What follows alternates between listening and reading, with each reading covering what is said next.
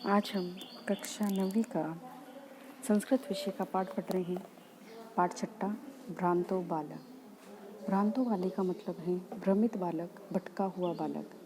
एक कथा है कि बालक पढ़ाई के समय स्कूल जाने के बजाय खेलने के लिए बगीचे में निकल जाता है, तो उसके साथ क्या क्या घटनाएं होती हैं वो इस पाठ में हम पढ़ने वाले हैं।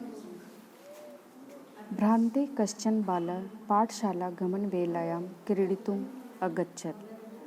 भ्रमित कोई बालक पाठशाला जाने के समय खेलने के लिए घर से निकला। जिस समय पाठशाला जाना है, स्कूल जाना, उस समय वो खेलने के लिए निकला। किंतु तेन से केलिभी कालम क्षिप्तुं तदा कोऽपि न व्यसयेषु उपलभ्यमान आसीत्।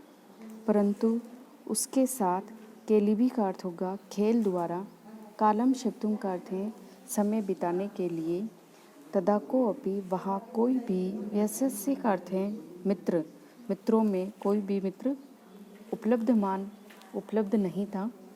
यत् ते सर्वे अपि पूर्व दिन पाठान स्मृत्वा विद्यालय गमनाय तवरमाणम अभवत्। क्योंकि वे सभी जो उसके मित्र थे पूर्व दिन के पाठ को याद करके विद्यालय जाने के लिए शीघ्रता कर रहे थे। तंद्रालु बालः लज्जया तेषां दृष्टिपथमपि परिहरन् एकाकी किमपि उद्यानं प्राविश। आलसी बालक, तंद्रालु का अर्थ होगा आलसी। आलसी बालक व बालक लज्जा से, उनकी दृष्टि से बचता हुआ, परिहन का अर्थ होगा बचता हुआ, अकेला ही किसी बगीचे में प्रवेश करता है।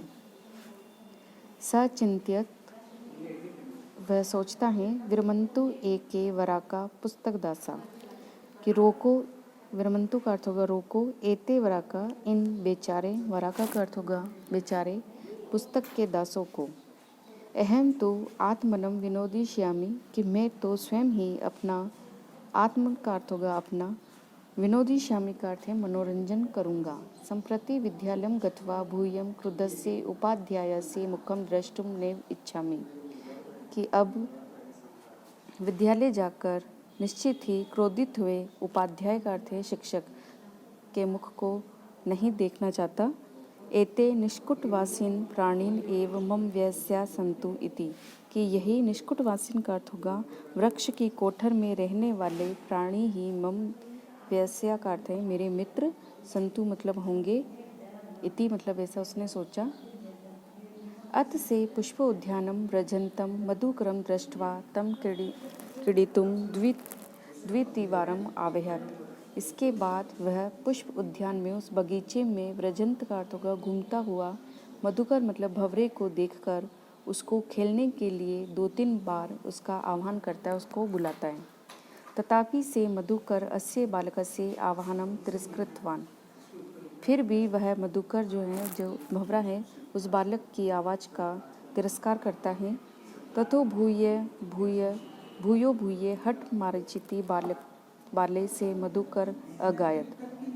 तब भूयो भूये का अर्थ होगा बार बार, तब बार बार उस बालक के हट करने पर वह भंवरा बोला, उसने ये गाया, वयम ही मधु संग्रह व्यग्रा इति, कि हम सब मधु संग्रह का अर्थ है फूलों का रस इकट्ठा करने में लगे हुए हैं, ऐसा उसने कहा। तदा से बालः अलम भाषणेन अनेन मिथ्या गर्वितेन कीटेन इति विचिन्त्य अन्यत्र दत्तदृष्टिं चञ्च्वा तृणशलाकादिकम् आददानम एकम चटकम अपश्यत। तब वह बालक अलम भाषणेन, कि इसके भाषण को छोड़कर, इस गर्वित घमंडी कीड़े के भाषण को सुनकर, इति विचिन्त्य ऐसा सोचकर, अन्यत्र मतलब दूसरी ओर, दत्तदृष्टिम दृष्टि को करते हुए, अपनी चोंच में तृणम और शलाका घास की तिलियों को लेते हुए, आदानन का अर्थ होगा लेते हुए, एक चटकम अपश्यत, एक कीड़े को देखा और उसे बोला, अहि चटकपोत, कि अरे चिड़िया, मनुष्यस्य मम मित्रम भविष्यसि, कि मुझ मनुष्य के मित्र बनोगी। यही क्रीड़ा, आओ खेले। तत् शुष्कम तृणम त्यज, कि तुम इन सूखे तिनकों को छोड़ो। स्वादुनी भक्ष्ये कवलानी ते दास्यामि, स्वादिष्ट खाने के लिए मैं तुम्हें दूंगा। इति, ऐसा उस बालक ने कहा। से तु मया वटद्रुमस्य शाखायाम निडम कार्यम, कि वह तो मेरे वट वृक्ष द्रुम का अर्थ होगा वट वृक्ष की शाखा पर मेरे घोंसले का जो कार्य है वे मैं उसको कर रही हूँ। तो इत्युक्त्वा, ऐसा कहकर सर्वकम व्यग्रो अभवत, वे अपने कार्य में लग गई कि वह अपने वट वृक्ष पर अपना घोंसला बनाने का कार्य कर रही है। तो ऐसा कहकर वह अपने काम में लग जाती है। तदा खिन्नो बालकः एते पक्षिणो मानुषेषु नोपगच्छति, तब खिन्नो का अर्थ होगा दुखी। तब दुखी बालक ने कि एते पक्षिणों की, यह पक्षी मनुष्यों के लिए, मनुष्यों के पास न अपि गच्छति का अर्थ होगा उपगच्छति, मतलब पास नहीं आते। तद अनेशव्यामी अपरम मानुष्योचितम विनोदितारम इति विचिन्त्य प्लायमानम कमपि श्वानम अवलोक्यत। तदा मतलब तो, अन्वेक्ष्यामि खोजता हूँ, अपरम मतलब दूसरा, मनुष्यों के लिए उचित मनोरंजन करने वाले किसी दूसरे को खोजता हूँ। ऐसा विचार करके भागते हुए किसी कुत्ते को, श्वानम मतलब कुत्ते को, अवलोक्यत मतलब देखता है। प्रीतो बाले तम इत्थम संबोध्यत, कि प्रेम से उस बालक ने उस कुत्ते को ये संबोधित किया, इस प्रकार उसने कहा। रे मानुषाणाम मित्र, कि है मनुष्यों के मित्र, किम पर्यटसी अस्मिन निगाद दिवसे, कि इस गर्मी के दिन में तुम क्यों इधर घूम रहे हो। इदम तत्छाया शीतलम तरुमूलम आश्रयस्व, कि इदम मतलब इधर, छाया शीतलम का अर्थ होगा शीतल छाया वाले, तरुमूलम मतलब इस पेड़ की मूल में, आश्रय लो विश्राम करो। अहम अपि क्रीड़ा सहायम त्वामेव अनुरूपम पश्याम इति, कि मैं भी खेलने के लिए, खेलने में सहायक तुम्हारे ही जैसे किसी को देखता हूँ। कुक्कुर प्रत्यवदत, तब कुत्ता बोला। कुक्कुर और शवान कुत्ते के पर्यायवाची शब्द हैं। तब कुत्ता बोला, यो माम पुत्र प्रीत्या पोषयति स्वामिनो गृह तस्ये, यो मतलब जो, माम मतलब मुझे, पुत्र प्रीत्या कि पुत्र के समान मेरा पालन करता है, पोषयति मतलब पालन करता है, ऐसे स्वामी के घर की रक्षा नियोज करणानम, रक्षा सुरक्षा के कार्य में लगा होने के कारण, मया मतलब मुझे, भ्रष्ट वयम अदृश्यति कि थोड़ी भी दृष्टि नहीं हटानी चाहिए। ऐसा इति मतलब ऐसा, इस प्रकार उस कुत्ते ने उसको जवाब दिया कि मैं अपने जो पुत्र के समान मुझे मेरा पालन करता है, उस स्वामी के घर की रक्षा के कार्य में मैं लगा हूँ, इसलिए मैं तुम्हारे साथ खेलने नहीं आ सकता।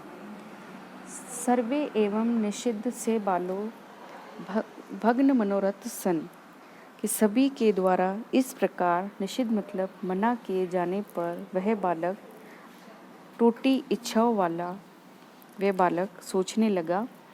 कथम अस्मिन् जगते प्रत्येकम सब कार्य निमग्नो भवति, कि कैसे इस संसार में सब अपने अपने कार्य में, निमग्नो का अर्थ होगा लगे हुए हैं।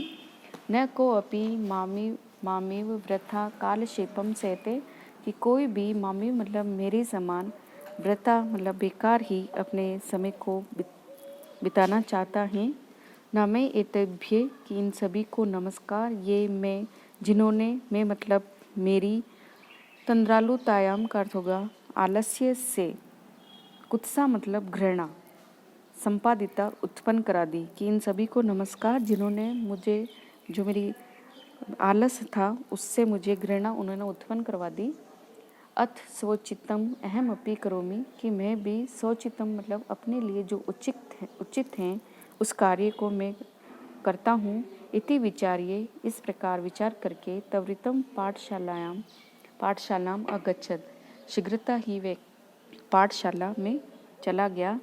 तथे उसके बाद प्रवृत्ति का अर्थ होगा तब से लेकर, स विद्या व्यसनी, वह विद्या में अध्ययन में रत होकर, भूतवा मतलब होकर, महतिम मतलब महान, वेदुषी मतलब विद्वता को, प्रथम मतलब प्रसिद्धि को और संपदम मतलब संपत्ति को च लभत प्राप्त करता है। तो इस कहानी से हमें ये शिक्षा मिल रही है कि हमें भी बिना अपना समय इधर उधर किसी व्यर्थ काम में बिताएं, जो उचित कार्य है उसमें लगाना चाहिए